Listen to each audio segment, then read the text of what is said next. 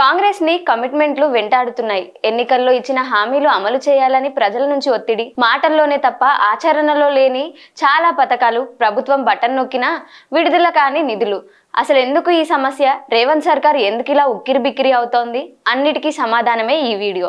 ఎన్నికల్లో ఇచ్చిన హామీలు గ్రౌండ్ లెవెల్లో సరిగ్గా అమలు కాకపోవడంతో పార్టీ కార్యకర్తలు తీవ్ర ఇబ్బందులకు గురవుతున్నారు. అసెంబ్లీ ఎన్నికల్లో కాంగ్రెస్ పార్టీ అధికారంలోకి వస్తే చేస్తాం ఇస్తామన్న ఫ్రీ స్కీమ్లు అన్ని ఇన్ని కాదు, దాదాపు 100కు పైగా హామీలతో మేనిఫెస్టోను విడుదల చేసింది అప్పటి పిసిసి.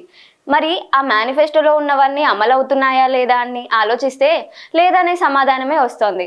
పార్టీ అధికారంలోకి వస్తే మహిళలకు ఇస్తామన్న చాలా హామీలు పెండింగ్లోనే ఉన్నాయి.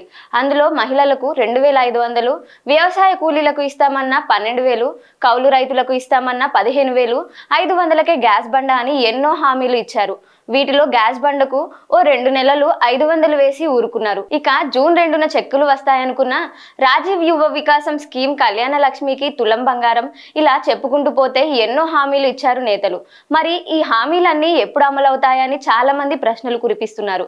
కొన్ని చోట్ల ప్రజలు బహిర్గతంగానే తమకు స్కీమ్ అమలవ్వడం లేదని చెబుతున్నారు. ఇదిలా ఉంటే ఆర్టీసీలో సమ్మె సైరన్ మోగినప్పుడు సీఎం చేసిన కామెంట్స్ హస్తం పార్టీకి కొద్ది మేర వెసులుబాటు కల్పించిందనే చెప్పాలి.